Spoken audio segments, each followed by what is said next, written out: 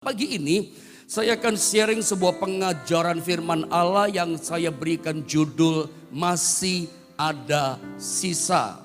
Latar belakang judul firman Allah Masih Ada Sisa saya ambil dari pembacaan kita nanti di ayat yang terakhir. 2 Raja-Raja pasal 4 ayat 44 itu ada kata ada sisa. Maksudnya ada kelebihan. Tuhan kalau memberkati kita, Tuhan kalau bikin mujizat, seringkali nggak pas, seringkali ada kelebihannya, ada sisanya. Tahun ini tahun yang sukar, tahun ini tahun krisis. Tapi saya percaya setiap bulan, setiap hari, setiap minggu, akhir tahun nanti ada kelebihannya, ada sisanya. Sebab Tuhan kita, Yehova Jireh, Allah yang menyediakan segala yang kita butuhkan. Ya, mari kita buka ayatnya. Ini gambar Nabi Elisa, kurang lebih seperti itulah. Kita bicara tentang iman Nabi Elisa di sini ya, tokoh Nabi Perjanjian Lama. 2 Raja-Raja pasal 4 ayat 38 sampai 44. Ini dua perikop, dua cerita yang berbeda. Saya gabung jadi satu begitu ya. Dua perikop makanya saya pisah. Kita baca bergantian ya. 2 Raja-Raja pasal 4 ayat 38 saya baca, 39 saudara baca. Nanti 41-nya sama-sama ya. Nanti masuk 42 sampai 44 kita bergantian lagi baca. Karena dua perikop yang berbeda. Saya baca ayat 38 begini kata firman Allah. Saya munculkan judulnya di situ yaitu maut dalam kuali. Ada maut, ada kematian di kuali, ada racun ya. Elisa kembali ke Gilgal pada waktu ada kelaparan di negeri itu. Dan ketika pada suatu kali rombongan Nabi duduk di depannya, berkatalah ia kepada bujangnya, taruhlah kuali yang paling besar di atas api dan masaklah sesuatu makanan bagi rombongan Nabi itu. Lanjutkan saudara. Lalu keluarlah seorang dari mereka ke ladang untuk mengumpulkan sayur-sayuran. Ia menemui pohon sulur-suluran liar dan memetik daripadanya labu liar. Serangkul penuh dalam jubahnya. Sesudah ia pulang, teruslah ia mengiris-irisnya ke dalam kuali masakan tadi, sebab mereka tidak mengenalnya. Saya baca 40. Kemudian dicedoklah dari masakan tadi bagi orang-orang itu untuk dimakan. Dan segera sesudah mereka memakannya, berteriaklah mereka serta berkata, maut ada dalam kuali itu, hai abdi Allah, dan tidak tahan mereka memakannya. Sama-sama 41, 2 dan 3. Tetapi berkatalah Elisa, ambillah tepung, dilemparkannyalah itu ke dalam kuali, serta berkata, cedoklah sekarang bagi orang-orang ini, supaya mereka makan, maka tidak ada lagi sesuatu bahaya dalam kuali itu. Saya baca ayat 42 ya, atau saya baca sampai selesai. Biar selesai juga cepat pembacaannya ya. Judulnya di perikop saya munculkan juga di Alkitab itu memberi makan 100 orang. Elisa kedatangan tamu bukan 1-2 orang. Masa kelaparan kedatangan tamu 100 orang. Nah perhatikan ayat 42. Datanglah seseorang dari Baal Salisa dengan membawa bagi abdi Allah roti hulu hasil. Ini panen pertama begitu ceritanya ya. Yaitu 20 roti jelai serta gandum baru dalam sebuah kantong ya. Lalu berkatalah Elisa, berilah itu kepada orang-orang ini supaya mereka makan. Tetapi pelayannya itu berkata, Gehasi ini berkata apa? Bagaimanakah aku dapat menghidangkan ini di depan 100 orang? Jawabnya, Elisa ngomong apa?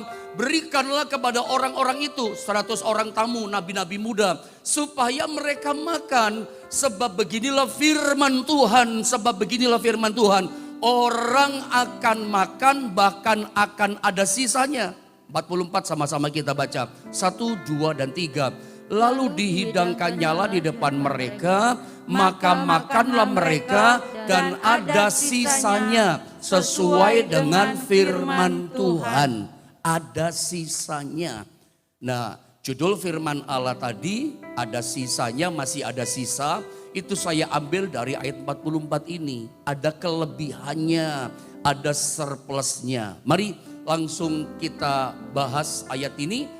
Saya masuk dari ayat 42 sampai dengan, saya mau bahas dulu pada mulai ayat yang ke 38 dulu. dari awal ya. 2 Raja-Raja pasal 4 ayat 38. Saudara perhatikan pembacaannya ya. Yang garis merah tolong saudara perhatikan. Saya baca begini. Elisa dikatakan kembali ke Gilgal. Bilang sama-sama saya, ucapkan sama-sama saya Gilgal. Gilgal ini kata yang penting yang sedang kita pelajari di sini. Ya, Elisa kembali ke Gilgal. Kapan Elisa kembali ke Gilgal? Pada waktu ada kelaparan di negeri itu. Jadi ketika terjadi musim kelaparan di masa zamannya Nabi Elisa, Elisa justru kembali ke Gilgal. Sebetulnya seperti itu artinya. Dan ketika pada suatu kali rombongan Nabi duduk di depannya, ada kedatangan tamu 100 nabi-nabi muda. Tamunya Elia di masa kelaparan bukan 1 orang, bukan 2 orang, bukan 10 orang, 100 orang. Lalu dikatakan dalam ayat ini, Elisa ngomong sama bujangnya, berkatalah ia kepada bujangnya, taruhlah kuali yang besar, saudara panci yang besar di atas api dan masaklah sesuatu makanan bagi rombongan Nabi. Nabi cuma begini, kasih makan 100 tamuku, para nabi-nabi muda yang datang mau belajar berguru sama Nabi Elisa.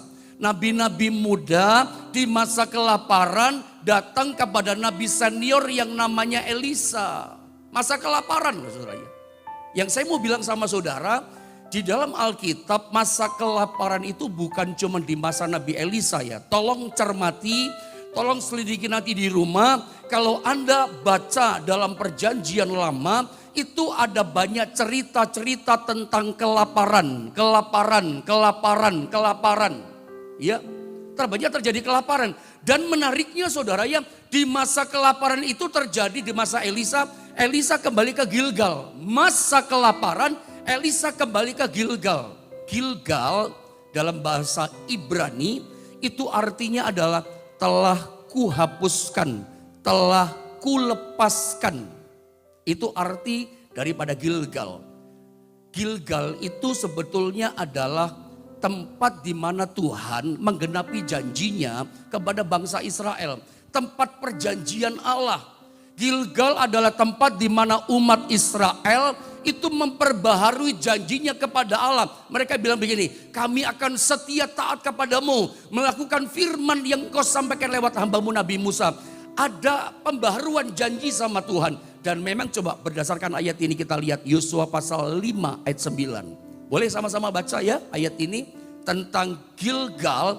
Itu memang adalah tentang perjanjian Allah kepada umatnya di situ. Yosua 5 ayat 9, 1, 2, dan 3. Dan berfirmanlah Tuhan kepada Yosua, hari ini telah kuhapuskan celah Mesir itu daripadamu. Itulah sebabnya nama tempat itu disebut Gilgal sampai sekarang. Saya baca, saya harap Anda bisa temukan ayat ini. Nanti di rumah tolong Anda baca ayat yang ke-8. Ayat 8 itu bicara begini, bangsa Israel itu disunatkan sama Yosua di Gilgal sini. Saya ulang saudara ya, Anda mesti paham. Kisah-kisah perjanjian lama banyak orang yang saya nggak tahu soalnya. Makanya saya perlu ulang. Pengulangan bukan berarti pendeta ngulang-ulang ngomong terus kurang bahan. Bukan itu saudara ya. Maksudnya penegasan saya ulang supaya nangkep. Orang Kristen kadang-kala sekali ngomong diomongin lupa. 2 kali baru nancep. Nah sengaja saya ulang. Gilgal ini adalah satu tempat di mana Yosua menyunatkan, tolong siapkan saja multimedia ayat ke-8-nya, Yosua 5 ayat 8, menyunatkan bangsa Israel di Gilgal sini. Maksudnya adalah orang Israel yang lahir di padang gurun. Jadi disunatkan di situ. Sunat, nah ketika bicara sunat, sunat itu artinya adalah perjanjian Allah kepada umatnya di masa perjanjian lama. Nah ini dimunculkan ayatnya. Saya baca ya, perhatikan ya. Gilgal itu Yosua menyunatkan Israel di situ. Saya baca saja. Setelah seluruh bangsa itu selesai disunat, di mana? Di Gilgal. Maka tinggallah mereka di tempatnya masing-masing di perkemahan itu sampai mereka sembuh. Lihat ayat 9-nya tadi yang barusan kita baca. Dan berfirmanlah Tuhan kepada Yosua, hari ini setelah disunatkan ada perjanjian tadi kan digenapi. Telah kuhapuskan celah Mesir daripadamu. Perhatikan kata ini penting loh. Gilgal artinya aku telah menghapuskan. Aku telah melenyapkan. Aku telah melepaskan. Hari ini aku telah kuhapuskan, telah kulepaskan celah atau aib Mesir daripadamu. Israel diperbudak di tanah Mesir 400 tahun. Itu aib loh. Itu celah yang ada dalam hidup umat Allah. Umat Allah kok diperbudak. Umat Allah kok jadi budak kerja rodi. Umat Allah apaan? Itu kan celah, itu aib. Tapi Tuhan berkata, telah kuhapuskan di Gilgal ini. Telah kulepaskan, telah kulenyapkan semuanya. Ya, itulah sebabnya nama tempat itu disebut Gilgal sampai sekarang. Sebab aku telah menghapuskan aib umatku, aku telah melepaskan aib celah umatku. Namanya Gilgal, sebab di Gilgal itulah umat Allah Israel memperbaharui janji taat, janji setia kepada firman Allah yang Allah ajarkan lewat hukum Taurat kepada Nabi Musa. Kami mau setia lagi kepada janjimu Tuhan. Dan memang ketika kita bicara konteks perjanjian lama, Anda harus ngerti ini. Bicara sunat, itu bicara perjanjian Allah dengan umat. Yang disertai ada tanda darah lewat sunat itu loh. Ada darah yang keluar. Selalu perjanjian dengan Allah, ada darah yang ditumpahkan lewat sunat. Tuhan berkata, sekarang kamu punya ikatan perjanjian dengan aku. Jadi setiap orang disunat, dia punya janji Tuhan dalam hidupnya. Sekarang sunat kita orang Kristen bukan sunat jasmani. Sunat kita sunat hati. Hati kita dipercek dengan darah Yesus. Disucikan oleh darah Yesus. Dengan darah anak domba. Maka segala perjanjian Allah atas kita itu berlaku. Anda dan saya, kita itu orang yang punya ikatan janji dengan Tuhan loh. Makanya Tuhan berkata gini, hari ini Yosua hai Israel, telah kuhapuskan celah atau aib Mesir daripadamu. Janjiku aku sudah genapi ya. Firman yang kuucapkan lewat hambaku Musa, aku telah genapi ya. Aib itu sudah kuhapuskan. Aib itu, celah itu sudah tidak ada lagi kulepaskan daripadamu. Aib. Saya gak tahu aib apa yang terjadi pada saudara. Saudara ngerti gak artinya aib? Saya tunjukkan satu ayat untuk membantu menolong saudara. Saya lagi-lagi gak sempat nyatet. Saya cuman ingat hari ini. Ingat lagi ngomong ini. Lihat Lukas 1:25. Lukas 24:25 boleh. Lebih bagus 24:25 ya. Saya baca ya, perhatikan ya dengan cepat ya. Beberapa lama kemudian Elisabet ini istrinya siapa namanya? Imam Zakaria. Istrinya mengandung dan selama 5 bulan, lagi 5 bulan, usia 5 bulan kandungannya, tidak menampakkan diri katanya. Sama-sama kita baca ayat 25, 2, 3.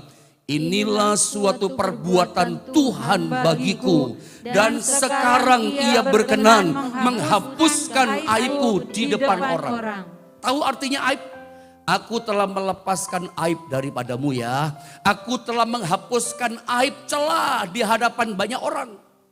Aib, jadi kalau aib itu gini, seluruh orang di kota saudara tahu aib saudara. Di masa lalu seorang menikah gak punya anak, Elisabet ini mandul, maka itu disebut aib, itu celah bagi seorang istri. Celah juga buat Zakaria, imam kok gak punya anak, hamba Tuhan kurang doa, gak ada kuasa Tuhan, masa istrinya mandul, itu aib loh. Seluruh kota tahu itu aib. Saya gak tahu aib saudara apa. Bapak itu bangkrut, sak kota tahu. Aib bukan itu, sejenis aib juga itu saudara ya. Saya tidak tahu aib saudara. Kebangkrutan kita dalam ekonomi atau rumah tangga yang hancur. Pernikahannya hancur. Aib apa ya? Yang seluruh kota yang banyak orang tahu, itu aib. Semua orang tahu menggunjingkan si bapak itu bangkrut, si A itu bangkrut, dia itu hancur rumah tangganya, itu aib loh, itu aib. Sampai orang tahu. Tapi Tuhan berkata, di Gilgal ini aku telah hapuskan aibmu, aku genapi ya firmanku. Nah saya langsung masuk di sini. Saya langsung menukik pada inti masalah. Pada masa kelaparan saudara ya, Di masa zaman Elisa, Elisa kembali ke Gilgal. Apa sih masalahnya kembali ke Gilgal? Kembali kepada perjanjian Allah. Ada aib dalam hidup saudara? Atau ada mengalami kelaparan? Kelaparan saya tulis itu berbicara tentang kelaparan, itu bicara daripada kesusahan hidup.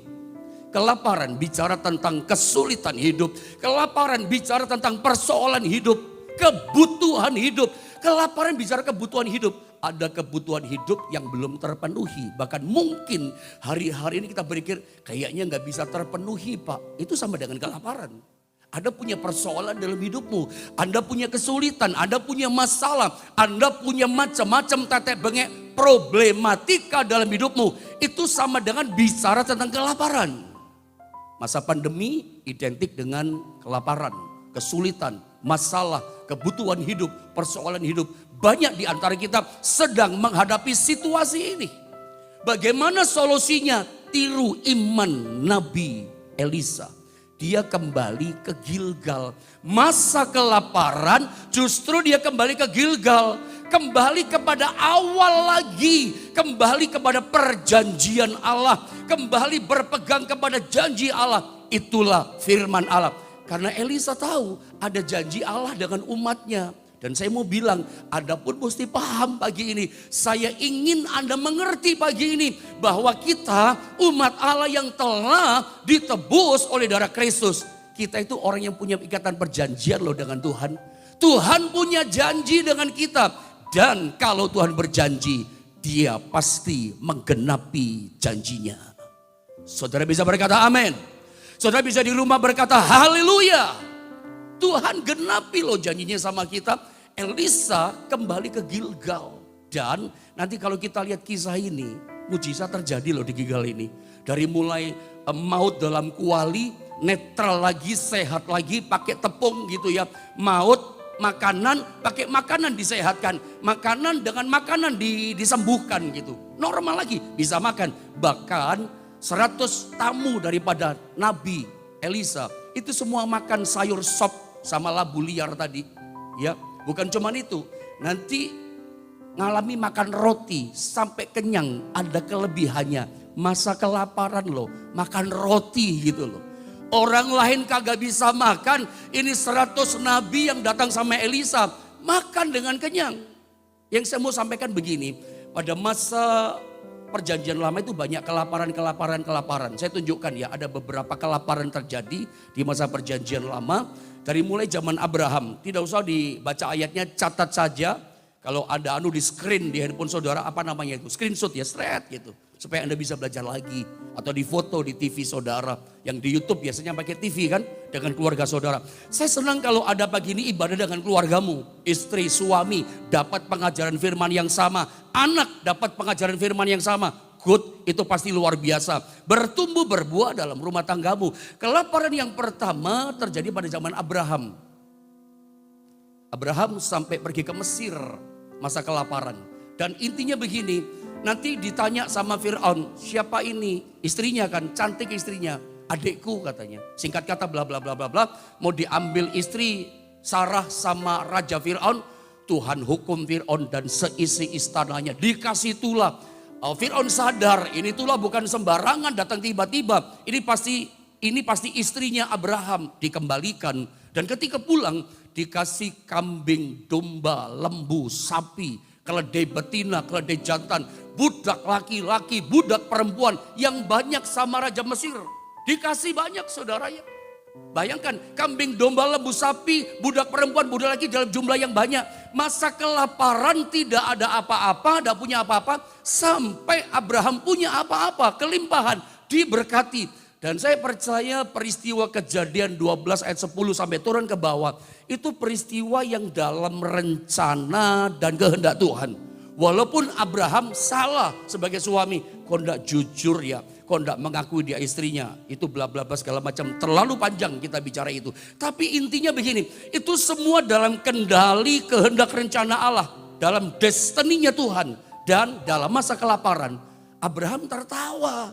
Kenapa? Dia enggak kurangan, dia diberkati loh.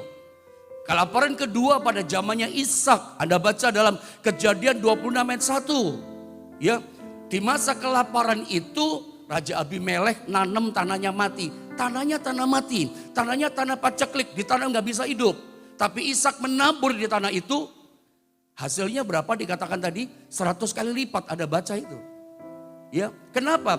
Karena Ishak taat pada perjanjian Allah sama dengan Abraham. Karena ketaatannya Ishak karena taat sama perjanjian Allah, kamu jangan pergi ke Gerar, jangan pergi ke Mesir. Tetap di Gerar sebagai orang asing. Menaburlah kamu di tanah yang mati. Sebab menteri pertanian, pertanahannya Abimelek sang raja nggak bisa kok nabur. Aneh, Ishak menabur di tanah yang mati, semua nggak bisa hidup. Ishak bisa hidup, kenapa? Ketaatannya pada firman Allah. Tetap di Gerar, menabur, tumbuh, buah 100 kali lipat. Diberkati. Rut itu pelajaran buat kita. Gak taat sama perjanjian Tuhan. Gak taat sama firman Allah. Tinggalkan Bethlehem, rumah Allah. Tinggalkan tanah Israel, tanah Kanaan. Tanah yang limpah dengan susu dan madu. Tanah perjanjian, tinggalkan perjanjian Allah. Pergi ke Moab, gambaran dunia. Dia pikir dunia lebih indah. Dunia lebih menjanjikan, bangkrut dia di Moab. Kekurangan dia.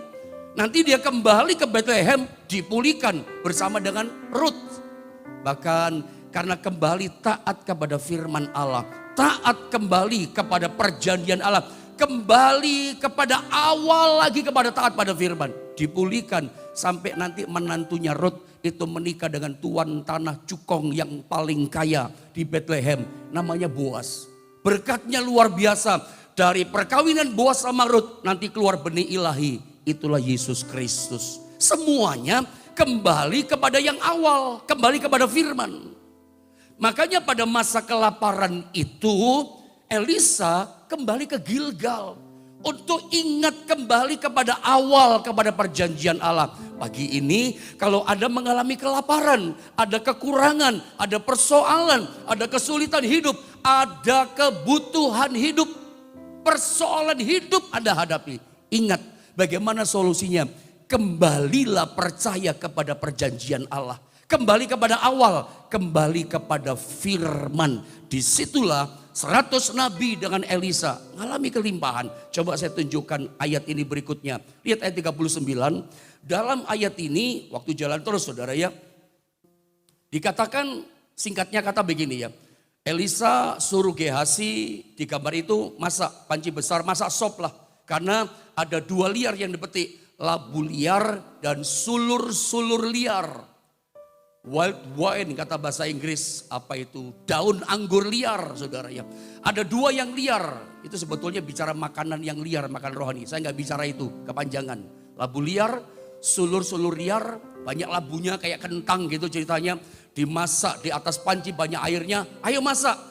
Nabi berpikir yang paling gampang masak sop saja, ada labu, ini sop lah pasti, karena cedok lah. Nah perhatikan ayat 40 saya baca. Kemudian dicedoklah dari masakan tadi bagi orang-orang itu untuk dimakan. Lihat, dan segera sesudah mereka memakannya, berteriaklah mereka serta berkata, maut ada dalam kuali itu hai abdi Allah. Dan tidak tahan mereka memakannya. Kalau makan terus mati, ada racun. Labu liarnya racun, sulur liarnya beracun ternyata. Dalam ya pelajarannya sebetulnya ini. Kelihatannya sederhana, tapi ada makna rohani yang hidup dalam buat setiap kita. Kita baca ayat 41 Bapak Ibu Saudara 2, 3. Tetapi berkatalah Elisa, ambillah tepung, dilemparkannyalah itu ke dalam kuali, serta berkata, cedoklah sekarang bagi orang-orang ini supaya mereka makan. Maka tidak ada lagi sesuatu yang bahaya dalam kuali itu. Tidak ada lagi maut, tidak ada lagi racun, tidak ada lagi kematian dalam kuali itu. Sudah netral. Disehatkannya, dinetralkannya maut, racun, kematian pakai apa? Pakai tepung. Tepungnya tepung apa? Pasti tepung gandum. Dari gandum yang dikisar, digiling atau ditumbuk. Jadi tepung yang halus gandumnya. Biasanya dipakai jadi roti, tepungnya tepung gandum. Secara rohani kembali lagi-lagi bicara firman. Ada banyak kan ayat perjanjian lama mengatakan gandum yang terbaik, tepung gandum yang terbaik. Selalu itu bicara firman yang terbaik dari sorga, dari Tuhan. Ya. Kembali kepada soal firman. Tapi ini tepung ini kan makanan. Menetralkan makanan yang beracun pakai makanan. Saudara ya. Menyehatkan, bikin mujizat makanan pakai makanan. Tuhan itu luar biasa gitu ya. Bukan cuma simsalabim terjadi mujizat. Makanan pakai makanan. Alat yang dipakai bikin mujizat adalah tepung di sini. Ya sebetulnya apa saja. Tuhan itu lakukan mujizat itu bukan yang tidak ada. Yang ada sederhana apa saja bisa dipakai. Simpson itu bisa kalahkan 1000 orang. Itu dengan tulang rahang yang ada di depannya. Apa saja mujizat Tuhan bisa adakan. Dan yang menarik begini. Anda cermati cerita ini. Saya baca 41. Temukan ini. 41 saya baca ya. Tetapi berkatalah Elisa. Elisa berkata kepada siapa? Ikuti ceritanya kepada bujangnya yang masak tadi. Gehazi yang masak tadi, ambillah tepung, nyuruh. Ada banyak dikhotbahkan biasanya kan Elisa kan yang taburkan tepung. Coba cermati kembali ayat ini. Tetapi berkatalah Elisa, ngomong sama orang, sama yang masak, ambillah tepung. Lalu dikatakan dilemparkannya itu ke dalam kuali serta berkata, cedoklah sekarang, ngomong lagi sama yang masak. Orang yang sama, apa itu namanya, genggam tepung. Ini orang yang masak, tangan yang sama yang bikin masak tadi masakan beracun, tangan yang sama tukang masak yang tangan itu juga suruh ngambil tepung. Elisa berkata, sekarang lempar dalam kuali yang beracun kamu masak. Tangan yang sama lempar. Apa yang terjadi? Tangan yang ada tepung dilempar dalam kuali. Kuali itu hilang racunnya. Sopnya itu hilang racunnya. Jadi sehat, boleh dimakan, semuanya kenyang makan sayur sop. Racunnya hilang, tangan yang sama loh. Saudara belajar sesuatu di sini, dapat sesuatu enggak? Tangan yang sama. Kadang kita pakai tangan kita kerja gagal ya. Bagaimana gagal? Kadang kita enggak kembali kepada yang awal. Kepada ketaatan kepada janji Tuhan. Saya berdoa pagi ini kita semua bagaikan ada di Gilgalnya Tuhan. Mari kita sama-sama memperbaharui perjanjian kita dengan Tuhan. Seperti Israel di Gilgal. Kami mau belajar setia lagi taat kepada firman-Mu Tuhan. Kenapa tangan yang sama masa itu jadi beracun. Sekarang tangan yang sama pegang tepung lempar di kuali beracun. Itu kuali maut itu jadi netral bisa dimakan. Tangan itu sekarang diurapi Tuhan. Anda nggak cukup hanya tangan berhenti diurapi, bertindak. Sebab Elisa berkata begini, sekarang hai Gehazi, lemparkan tepung dalam tanganmu, dalam kuali, nurut.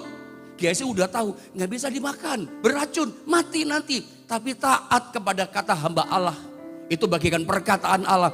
Ada mau taat nggak? Tindakan kita kepada firman itu melahirkan mujizat. Nggak cukup hanya berhenti pada urapan. Saya percaya Anda adalah orang yang diurapi oleh Allah.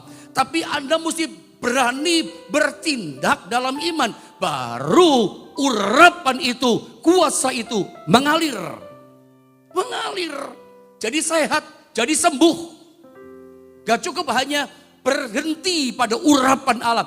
Kita orang diurapi Allah. Butuh kembali kepada awal perjanjian. Taat kepada firman. Itu jalan keluar yang luar biasa. Ketaatan, butuh sebuah keberanian tindakan. Selalu saya ajarkan pada jemaat di Jombang itu begini. Bukan kita tunggu sorga, sorga tunggu kita. Bukan kita tunggu Tuhan, Tuhan tunggu kita. Tuhan tunggu saudara. Ayo sini bertindak dengan iman. Takut Tuhan. Butuh keberanian iman. Ada banyak kita itu seperti tunggu sorga, tunggu Tuhan. Tuhan tunggu saudara pagi ini. Ayo lu taat sama firman. Yang belum kamu bisa taati, taati. Di bagian mana kamu belum bisa taat? Taat pada firman. Tuhan tunggu saudara untuk taat. Tunggu keberanian imanmu. Yang namanya Naaman sampai dia mati akan mati dengan kustanya. Kalau Naaman gak taat dengan perintah hamba Allah lewat perintahnya firman Allah itu. Tenggelamkan dirimu 7 kali di sungai Yordan. Tapi dia nurutkan sampai 7 kali. Dan dia tahir, dia sembuh. Kenapa? Keberanian dalam tindakan iman. Tembok Yeriko tidak akan roboh. Kalau mereka udah berputar 13 kali. Itu tindakan, gak boleh ngomong. Mereka gak ngomong. Gak ngomong mana tahan. Tapi sebuah ketaatan tindakan iman. Muter diketawain di atas tetap tindakan iman. Sama dengan air jadi anggur. Itu kan tindakan iman. Ketika Tuhan suruh isi 6 tempayan dengan air, sekarang cedok air. Itu butuh, untung ada pelayan yang berani bertindak dengan iman. Dicedok air, dibawa kepada pemimpin pesta. Di tengah perjalanan, air itu berubah jadi air anggur. Kenapa? Tindakan iman. Butuh keberanian tindakan iman. Gereja, ya itu butuh orang-orang yang berani bertindak dengan iman. Kalau nggak ada bagaimana? Keluargamu butuh orang-orang yang berani dalam tindakan iman. Kalau kau punya masalah dalam tanda kutip kelaparan, ada kebutuhan hidup, ada persoalan hidup, ada kesulitan hidup, butuh tindakan iman loh. Saya ulang, bukan kita tunggu Tuhan, Tuhan tunggu kita. Ketika ada bertindak, sorga bertindak buat saudara. Ketika ada bertindak melangkah dengan iman, sorga bergerak, sorga ada di pihak saudara. Kapan? Ketika ada bertindak. Anda lihat, itu tangan yang sama yang masak beracun. Tangan begitu diurapi, nurut, dilempar ke dalam tepung, ke dalam kuali. Maut itu hilang. Artinya apa? Selesai masalahnya. Lepas masalahnya. Masalahmu akan selesai dalam nama Yesus. Penyakitmu akan selesai dalam nama Yesus. Kesulitan hidupmu yang belum selesai selama ini akan selesai kapan? Kembali ke Gilgal. Kembali kepada perjanjian Allah. Anda dan saya punya ikatan perjanjian. Dan kalau Tuhan berjanji, Dia sanggup menggenapinya buat kita. Bagaimana? Apa saya mau lanjutkan lagi ini firman Allah tentang masih ada sisa? Atau saya simpan untuk besok sama saudara? Kayaknya saya simpan besok ya, karena waktu jalan. Besok kita mungkin bicara lebih asik. Kenapa? Karena kita lihat besok ada seorang dari Baal Salisa bawa 20 roti jelai. Bukan satu loh. Dan menariknya ya, ini 20 roti jelai itu diberikan untuk 100 nabi. Mestinya nggak cukup. 100 nabi itu banyak lah. 100 ini dipelihara oleh satu orang yang namanya Elisa. Elisa masa kelaparan kedatangan 100 orang nabi. Ini ingat gak kisah tentang siapa itu janda Sarfat. Di masa kelaparan itu juga kedatangan tamu. Tapi tamunya bukan 1, 2, 10 orang. Tamunya 1 orang. Ingat siapa dia? Nabi Elia. Nabi Elia berkata begini, beri aku dulu itu roti. Tapi Tuhan yang hidup aku udah punya, bla bla segala macam. Tapi lewat nabinya dipelihara ini janda. Coba mungkin besok saya terangkan sama saudara itu. Dan akhirnya selama musim kekeringan kelaparan dipelihara. Masih ada sisa terus. Seperti 5 roti, 2 ikan masih ada sisa. Masa kelaparan ini percaya Tuhan sanggup mengadakan dari tidak ada menjadi ada. Kuncinya cuma kembali kepada Gilgal, kepada firman. Saya tidak tahu apa masalah saudara pagi ini yang mengikat saudara. Bahkan seperti saya sempat bilang, mungkin masalahmu itu, persoalan hidup itu aib. Tahu aib, sak kota tahu. Semua orang cerita menggunjingkan kita. Kalau engkau kembali percaya kepada janji Allah, Tuhan berkata begini, aku buat Gilgal dalam hidupmu, akan kuhapuskan aibmu itu. Bagaimana caranya? Dipulihkan Tuhan dong. Elizabeth mengalami itu, saya percaya Anda mengalami itu, Israel mengalami itu. Saya berdoa pagi ini, mau masalah yang udah jadi aib pergunjingan pun, Tuhan sanggup memulihkan. Kuncinya di mana? Kembali kepada Gilgal, baharui janjimu dengan Tuhan. Dan ingat poin penting, Tuhan itu punya ikat perjanjian dengan saudara. Aku memberkati kamu, aku memulihkan kamu, dan aku akan melepaskan kamu dari segala aibmu yang ada.